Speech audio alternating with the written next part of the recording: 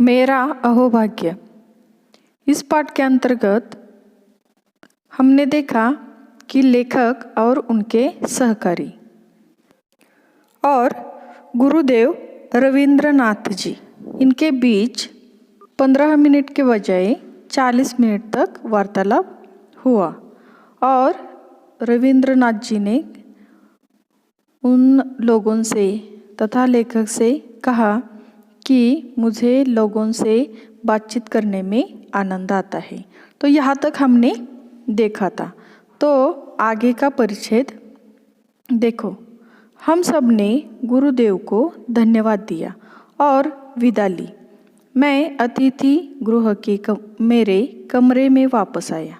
गुरुदेव के साथ हुए वार्तालाप से मुझे एक असाधारण उल्लास की अनुभूति हो रही थी, पर जब मुझे पता चला कि जिस कमरे में मुझे ठहराया गया था, उसी कमरे में स्वयं गुरुदेव काफ़ी समय तक रह चुके थे, तब तो मेरी खुशियों का ठिकाना न रहा।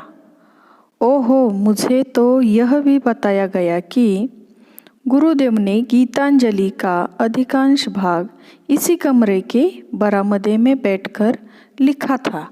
मैं सचमुच भाव विभोर हो उठा। क्या यह सच है? मेरा अहोभाग्य था कि मैं उसी कमरे में ठहरा था जिसमें नोबेल पुरस्कार प्राप्त गीतांजलि रची गई थी। तो देखो बच्चों, लेखक कहते हैं कि हम सब ने गुरुदेव को धन्यवाद दिया और उनसे विदा ली। लेखक उसके बाद अतिथि गृह के कमरे में वापस गए।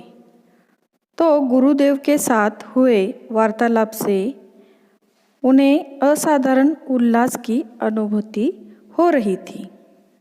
लेकिन लेखक को जब यह पता चला कि जिस कमरे में लेखक को ठहराया गया है, उसी कमरे में गुरुदेव काफ़ी समय तक रह चुके थे, तो लेखक के खुशियों का ठिकाना नहीं रहा।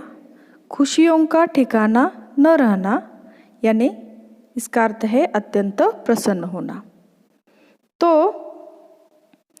लेखक को और भी यह बात पता चली कि उसी कमरे में गुरुदेव जी ने गीतांजलि का अधिकांश भाग लिखा था और लेखक सचमुच भाव विभोर हो उठे। क्या यह सच है? मेरा अहोभाग्य था कि लेखक कहते हैं मैं उसी कमरे में ठहरा था जिसमें नोबेल पुरस्कार प्राप्त गीतांजलि की रचना की थी।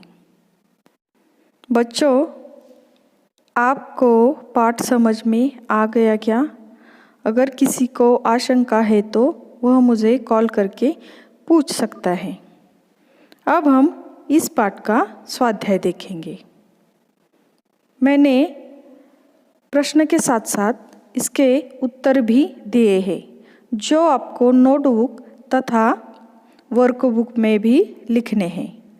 और प्रश्न के साथ उत्तर दिए हैं तो आपको लिखने में, प्रश्न के उत्तर लिखने में कोई दिक्कत नहीं होगी। All the best. Thank you.